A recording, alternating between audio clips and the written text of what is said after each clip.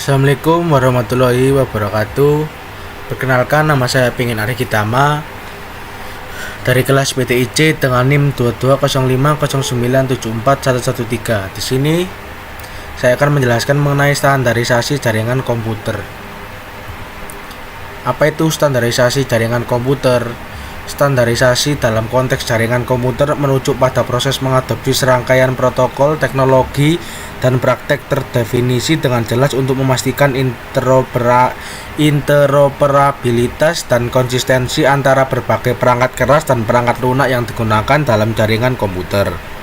Ini adalah praktik yang sangat penting dalam dunia jaringan komputer karena memastikan bahwa perangkat dari berbagai vendor dan produsen dapat berkomunikasi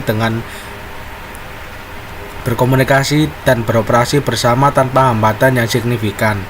Standarisasi membentuk dasar untuk membangun jaringan yang handal, efisien, dan aman, yang merupakan elemen penting dalam infrastruktur teknologi informasi modern. Proses standarisasi melibatkan pembuatan dan penerapan serangkaian aturan, spesifikasi, dan prosedur yang ditetapkan oleh organisasi-organisasi yang bertanggung jawab dalam bidang tersebut. Organisasi standar utama dalam konteks jaringan komputer termasuk IEEE atau Institute of Electrical and Electronics Engineering, IETF atau Internet Engineering Task Force, dan ISO atau International Organization for Standardization. Berikut beberapa aspek utama yang tercakup dalam standarisasi jaringan komputer. Yang pertama ada protokol komunikasi. Kedua ada model referensi.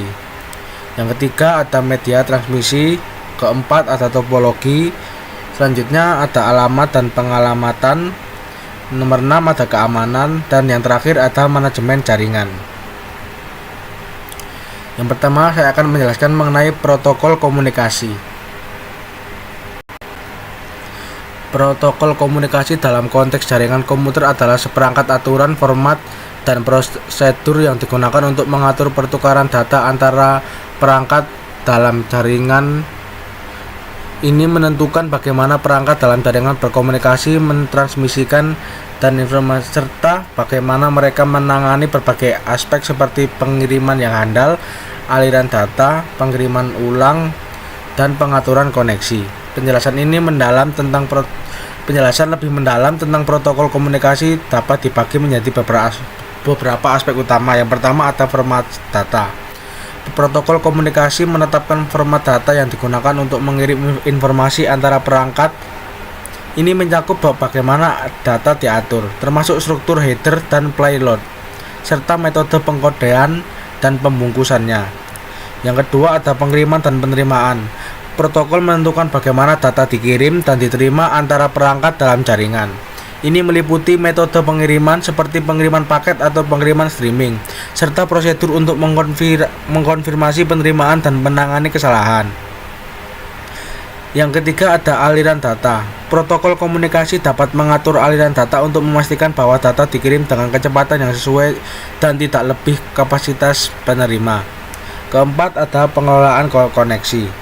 Beberapa protokol memerlukan pengaturan koneksi sebelum data dapat ditransmisikan, sementara yang lain lebih bekerja dalam metode tanpa koneksi di mana data dikirim tanpa perlu pembukaan koneksi sebelumnya. Yang kelima ada keamanan atau pengaturan keamanan. Protokol juga dapat mencakup fitur keamanan seperti enkripsi data untuk melindungi informasi yang dikirim dari akses yang tidak sah. Yang terakhir ada pengaturan jaringan. Protokol kadang-kadang dapat memungkinkan konfigurasi dan pengaturan jaringan tertentu seperti alamat IP atau pengaturan DNS. Beberapa contoh protokol komunikasi yang umum digunakan. Yang pertama ada TCP atau IP, Transmission Control Protocol atau Internet Protocol, digunakan sebagai dasar internet dan banyak jaringan lokal atau LAN. TCP atau IP mengatur pengiriman data dalam bentuk paket yang dapat diandalkan dan menangani alamat dan routing data di jaringan. HTTP atau Hypertext Transfer Protocol. Protokol ini digunakan untuk mentransfer dokumen hypertext biasanya di web. Ini memungkinkan peramban web untuk mengambil halaman web di server dan menampilkannya kepada pengguna. Yang ketiga ada SMTP atau Simple Mail Transfer Protocol. digunakan untuk mengirim email antara server email. SMTP menangani pengiriman pesan email dari pengirim ke penerima. Yang keempat ada FTP atau File Transfer Protocol. Protokol ini digunakan untuk mentransfer file antara komputer dalam jaringan. FTP memungkinkan pengguna untuk mengunggah dan mengunduh file dari dan ke server FTP. Yang terakhir ada SSH atau Secure Seal, digunakan untuk mengamankan koneksi antara dua perangkat. SSH memungkinkan akses jarak jauh yang aman dan terenkripsi ke perangkat jaringan. Selanjutnya, saya akan menjelaskan mengenai model referensi. Ada dua model referensi utama yang sering digunakan dalam jaringan komputer. Yang pertama ada model referensi TCP atau IP. Model TCP atau IP adalah model referensi yang lebih ringkas yang didefinisikan berdasarkan implementasi praktis dari jaringan komputer. Ini terdiri dari 4 lapisan utama. Yang pertama, lapisan jaringan atau network layer. Yang kedua, lapisan internet atau internet layer. Yang ketiga, ada lapisan transport atau transport layer. Yang terakhir ada lapisan aplikasi atau bisa dibilang application layer. Selanjutnya ada model referensi OSI atau Open System Interconnection. Model OSI adalah kerangka kerja yang dikembangkan oleh ISO (International Organization for Standardization) untuk menggambarkan proses komunikasi yang terjadi dalam jaringan komputer. Ada 7.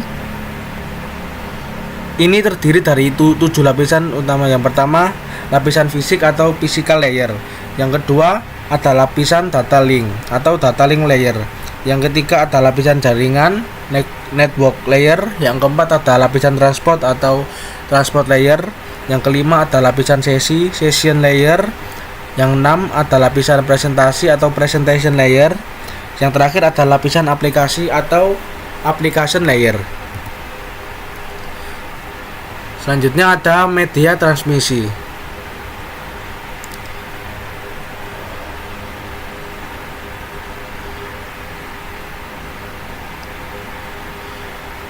Ada 2 jenis utama media transmisi. Yang pertama ada media transmisi kabel. Kabel tembaga seperti kabel Wisted Pair dan kabel koaksial telah lama digunakan dalam jaringan komunikasi. Mereka terdiri dari serat tembaga yang digunakan untuk menghantarkan sinyal listrik. Kabel Twisted Pair yang terdiri dari 2 atau lebih konduktor tembaga yang dililit bersama. Biasanya digunakan dalam jaringan telepon atau Ethernet. Sementara itu, kabel koaksial yang terdiri dari konduktor pusat yang dilapisi oleh isolator dan mantel luar sering digunakan dalam jaringan kabel TV, jaringan Ethernet, dan sistem basis data. Selanjutnya ada serat optik. Serat optik menggunakan serat kaca atau plastik yang sangat halus. Sebagai media transmisi, serat optik mentransmisikan data dalam bentuk cahaya yang terpantul melalui dinding serat. Mereka memiliki kapasitas transmisi yang sangat tinggi, kecepatan transmisi yang cepat, dan keamanan yang tinggi terhadap gangguan elektromagnetik. Karena keunggulan ini, serat optik sering digunakan dalam jaringan backbone, jaringan metropolitan, dan infrastruktur komunikasi jarak jauh. Selanjutnya ada media transmisi nirkabel. Media transmisi nirkabel ada 3 jenis. Yang pertama ada gelombang radio. Gelombang radio digunakan dalam komunikasi nirkabel yang dapat beroperasi dalam berbagai frekuensi, termasuk frekuensi rendah, frekuensi menengah, dan frekuensi tinggi. Mereka digunakan dalam berbagai aplikasi, termasuk jaringan seluler, jaringan wifi, dan komunikasi satelit. Yang kedua ada gelombang mikro. Gelombang mikro merupakan jenis gelombang radio dengan frekuensi yang lebih tinggi daripada gelombang radio tradisional. Mereka memiliki kecepatan transmisi yang tinggi dan sering digunakan dalam komunikasi jarak jauh, terutama untuk menghubungkan jaringan komputer yang terpisah secara geografis. Yang terakhir ada gelombang inframerah atau gelombang cahaya.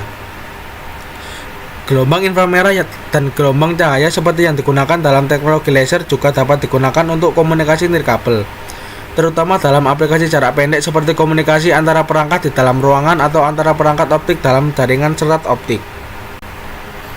Selanjutnya ada topologi jaringan. Apa itu topologi jaringan? Topologi jaringan mengacu pada pola atau susunan fisik dan logis dari koneksi antara perangkat dalam sebuah jaringan komputer.